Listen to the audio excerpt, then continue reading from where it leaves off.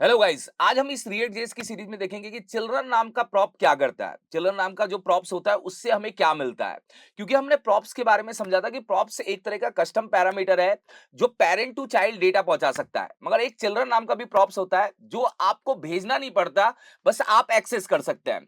तो children props कैसे काम करता है, क्या लॉजिक होता है, चिल्ड्रन प्रॉप्स से बेनिफिट क्या होता है, इन सारी चीजों के बारे में आज हम बात करेंगे जिससे आपको प्रैक्टिकली ये चीज क्लियर हो जाए। इसके साथ में आप लोगों के लिए स्पेशल अनाउंसमेंट है। अगर आप भी फुल स्टैक वेब डेवलपर बनना चाहते हैं तो WSQ टेक आप सभी के लिए लेकर आ गया है फुल स्टैक वेब डेवलपमेंट का ऑनलाइन बैच।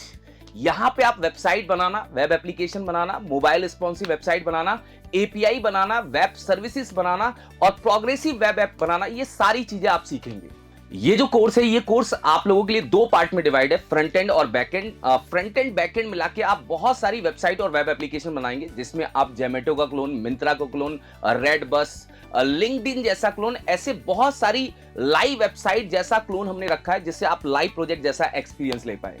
इस कोर्स के अंदर लाइव क्लासेस होंगी, रिकॉर्डिंग आपको डे वाइज प्रोवाइड होंगी, यहाँ पे नोट्स और क्विज भी दिए जाएंगे, इंटरव्यू प्रिपरेशन भी कराया जाएगा और आप लोगों से प्रोफेशनल रिज्यूम भी क्रिएट करवाया जाएगा जिससे आप कंपनी में अप्लाई कर सके। फॉर्म का लिंक डिस्क्रिप्शन में मिल जाएगा और आप दिए हुए नंबर पे भी कॉल कर सकते हैं जिससे हमारी टीम आपसे संपर्क करके और चीजों को क्लियर कर सके। ये स्पेशल ऑफर आप लोगों के लिए था, तो चलिए चलते हैं अपने टॉपिक में। देखिए, लास्ट के पार्ट में हमने प्रॉप्स के बारे में समझा था। ये जो है हमारी हेडर नाम की फाइल है और ये हमारा डेटा कहां से आ रहा है, app.js से। ये app.js पे मैंने हेडर को एक्सेस किया। ये जो ऐप के अंदर जो हेडर नाम का आपने कंपोनेंट यूज किया, ये डेटा कहां चला गया, हेडर के पास चला गया। अब बात मेरी ये है कि मुझे एक और डेटा भेजना है, तो डेटा भेज सकते हैं, कोई दिक्कत नहीं। यहाँ पे हम चलिए मान लीजिए मैंने एक और डेटा भेजा, सी नाम से। सी में मैंने एक हेलो नाम से कुछ डेटा भेज दिया, तो मेरी की का नाम क्या हो गया, सी, और हेलो चला जाएगा कहां पे, हेडर के पास। और ये भी एक्सेस कर सकते हैं। एक्सेस करने का तरीका तो वही होगा, आप इसको भी यहाँ पे क्या करिए, डिस्ट्रक्चर कर लीजिए। मैंने यहाँ पे सी को बुलाया और सी को मैंने यहाँ पे प्रिंट कर दिया, तो आ जाएगा जो मैंने हेलो लिखा है, हेलो आ जाएगा, ये देखिए। मगर मैं आपको यहाँ पे ये समझाना चाह रहा हूँ, ये तो वही प्रॉप्स है जो हम यूज करते हुए आ रहे थे। अभी मैं आपको बताऊंगा चिल्ड्रन प्रॉप्स। चिल्ड्रन प्रॉप्स का फायदा क्या होता है, चिल्ड्रन प्रॉप्स से आपको चीजें क्या मिलने वाली। देखिए, बहुत सिंपल सा लॉजिक है, देखिएगा। ये चिल्ड्रन प्रॉप्स आगे बहुत काम आएगा क्योंकि आगे चल के हम कुछ ऐसा कॉन्सेप्ट बनाएंगे जिसमें हेडर फुटर मुझे बार बार हर फाइल पे कॉल ना करना पड़े। आगे चल के हमारे मल्टीपल क्या होंगे, कंपोनेंट्स बनेंगे। आगे चल के हमारे मल्टीपल पेज कंपोनेंट बनेंगे। आगे चल के हम राउटिंग करेंगे। उस केस में हमारा जो चिल्ड्रन प्रॉप्स है वो काम आएगा। तो चिल्ड्रन प्रॉप्स करता क्या है वो देख लीजिए। बहुत सिंपल सा लॉजिक है, उसको हम क्या करते हैं, कंप्लीट करते हैं, बहुत छोटा सा। आपको क्या करना है, आपको जाना है जहां पे आपने हेडर को कॉल किया है। एक छोटा सा लॉजिक लगाना है। हेडर को कॉल करने का तरीका, आप यहां से स्लैश हटा दीजिए और आप हेडर को एज ए टैग जैसा बंद कर दीजिए, जैसे आप टैग कोई बंद करते हैं। वो तो हमने ओपन टैग जैसा बंद किया था। आप कोई कंपोनेंट को स्टार्ट करके क्लोज भी कर सकते हैं, ये भी तरीका है, आप हेडर को कॉल कर सकते हैं। मतलब जैसे हेडर नाम का कंपोनेंट है, जरूरी नहीं है कि वो एक लाइन में ही कंपोनेंट क्लोज हो जाएगा। आप हेडर को स्टार्ट करके, हेडर को बंद करके, कंपोनेंट को कॉल करके यहाँ पे अप्लाई कर सकते हैं। अब सिंपल सा प्रोसेस है, आंसर में कोई चेंज नहीं है, आंसर अभी भी आ रहा है। प्रोसेस केवल मेरा इतना सा है, ये हटा देता हूं, सी मुझे नहीं भेजना, ये दोनों चीजें मैंने भेजी है, उधर एक्सेस कर रहा हूं, कोई दिक्कत नहीं है। इस समय मेरा जो हेडर है, हेडर कैसा काम कर रहा है, क्लोज टैग जैसा काम कर रहा है। स्टार्ट हुआ, क्लोज हुआ। मैंने हेडर के बीच में H1 टैग के अंदर लिखा welcome to header section. Welcome to header section मैंने यहां पे लिख लिया एक बार। चलिए, अब बात मुद्दे की यह है कि ये जो वेलकम टू हेडर सेक्शन है वो यहां नहीं आएगा। एक मिनट रुकिएगा, ये वेलकम टू हेडर सेक्शन कहां से आ रहा है, यहाँ पे लिखा होगा आ रहा है, देखिए ये लिखा है। मैं एक काम करता हूँ, ये दोनों चीजें हटा देता हूँ, ये जो है ये भी हटा देता हूँ, जिससे हम इसको कॉन्फ़िगर कर पाएंगे।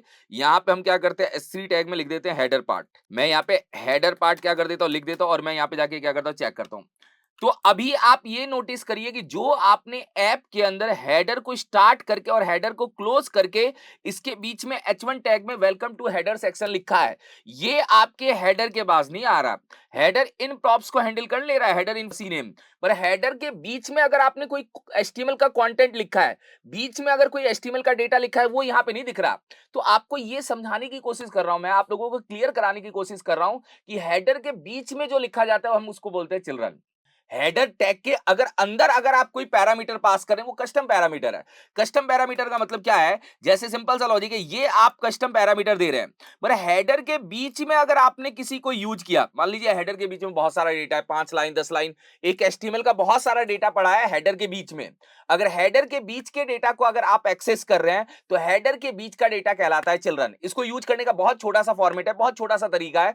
आप जाएंगे और जाके हेडर के अंदर एक चिल्ड्रन नाम से प्रॉप्स ले लेंगे। यहाँ पे चिल्ड्रन फिक्स कीवर्ड है, आपको यहाँ पे चिल्ड्रन लिखना है। देखिए जो यहाँ पे नाम है वो तो आपने हेडर टैग के अंदर दिए हैं, बट चिल्ड्रन नाम का प्रॉप्स हेडर के अंदर के डेटा को उठा के इसके अंदर डाल सकता है। बस आप इसको कर्ली ब्रैकेट में यहाँ पे प्रिंट करा दीजिए। प्रिंट करा दिया मैंने चिल्ड्रन। अब आप देखिए वेलकम टू हेडर सेक्शन आ गया ना, मैं मेरा मतलब मैं इस चिल्ड्रन को यहां पे भी क्या करता हूं, प्रिंट करा देता हूं, आपका वेलकम टू हेडर सेक्शन यहां भी आ जाएगा। तो मैं यहां पे ये समझाना चाह रहा हूं, मैं यहां पे आपको ये क्लियर कराना चाह रहा हूं, आप समझो, ये क्लियर ये कराना चाह रहा हूं कि जो अपना यहां पे देखिएगा app.js है, जो हेडर के बीच के अंदर का डेटा है, अगर वो अपने चाइल्ड के पास जा रहा है, मतलब हेडर के पास पहुंच रहा है, वो डेटा चिल्ड्रन नाम के प्रॉप्स में मिलेगा। तो ये जो चिल्ड्रन नाम का प्रॉप्स है, इसका काम केवल इतना सा है, जो भी कंपोनेंट के बीच का डेटा है वो प्रिंट करके दिखाएगा। बहुत इंपॉर्टेंट है, आगे काम आएगा। आगे हम थोड़ा बड़े लेवल पे इसको क्या करेंगे, यूज करेंगे। Thank you so much guys.